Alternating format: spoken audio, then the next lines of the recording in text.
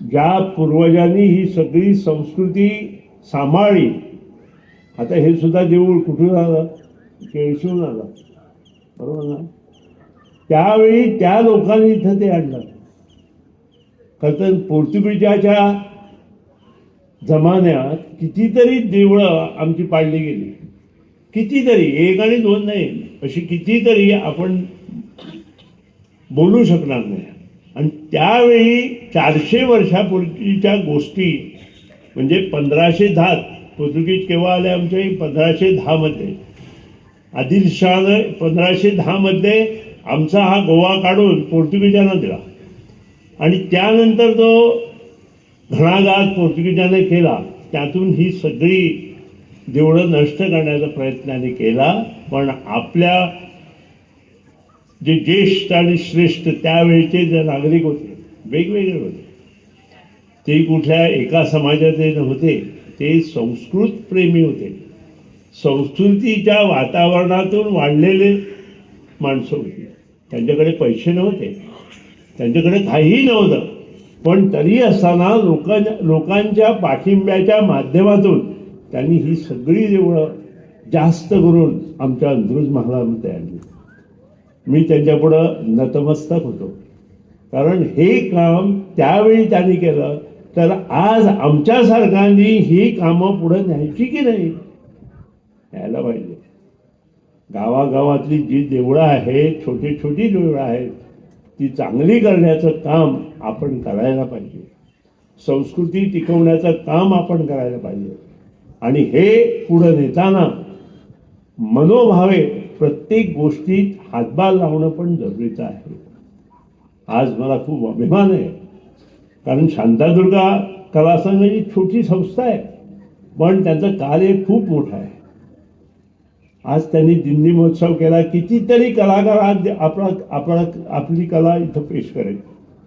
मला अभिमान वाटतो माझ्या गावचा, बांदिवडे गावचा, कारण महालक्ष्मी युवक मंडळ म्हणून आम्ही केव्हा तरी 1993 मध्ये स्थापन केलं. आणि त्यानंतर आज गेली 25 वर्षे ही संस्था गोव्यामध्ये चित्ररथ तयार करते, आणि 2-3 संस्था पण आहेत. पण ही नावं, आमचं शाणू इथं बसलेले आहेत, त्यांचा आम्ही आज सन्मान केला पकवाज वादक म्हणून. त्यांच्या बालमंडळाने ही संस्था स्थापन केली, आणि आज गोवाभर तिचं नाव झालेलं आहे. ते कुठल्याही गोष्टी कुठेही त्याला ही संस्था नंबर 1 वरती आहे. आता हे श्रेय कोणाला द्यायचं? हे श्रेय कलाकारांना द्यायचं, पूर्वजांना द्यायचं, ज्यांनी हे सगळं केलं आणि एवढंपर्यंत आणलं, आणि त्याला चालना देण्याचं काम आज आपल्याला करायचं आहे. मी मुद्दाम परत एकदा सगळ्यांचं मनापासून अभिनंदन करतो, कारण असेच प्रयत्न करत राहा, जेणेकरून या सगळ्या गोष्टी समाजापुढे नेताना आपली संस्कृती सांभाळण्याचं काम आपण पुढे नेऊया असं नमूद करतो. परत एकदा शांतादुर्गा सिस्टर, शांतादुर्गा कलासागर भजनी मंडळ आणि माधवराव ढवळीकर ट्रस्टचं मी मनापासून अभिनंदन करतो. आज ज्या संस्था जवळजवळ 8, 9 का 10 माहीत नाही मला, पण ज्या संस्था या आमच्या दिंडी महोत्सवामध्ये सहभाग होणार, त्या सगळ्या कलाकारांचं, संस्थेच्या कलाकारांचं मनापासून अभिनंदन करतो. आणि असंच आपण कार्यरत राहावे असं नमूद करून माझे हे 2 शब्द लांबलेले, माझे 2 शब्द मी आवर्ते घेतो. जय हिंद, जय गोमाता.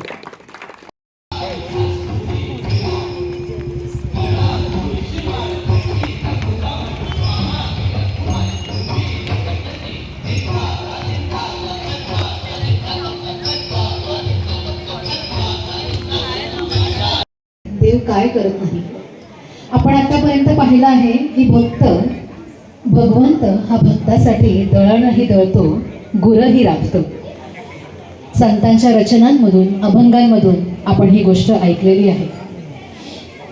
द्रौपदीसाठी बंधू रूपातही हा भगवंत धावून आलेला आहे, आणि नामदेवांची खीर चाखण्यासाठी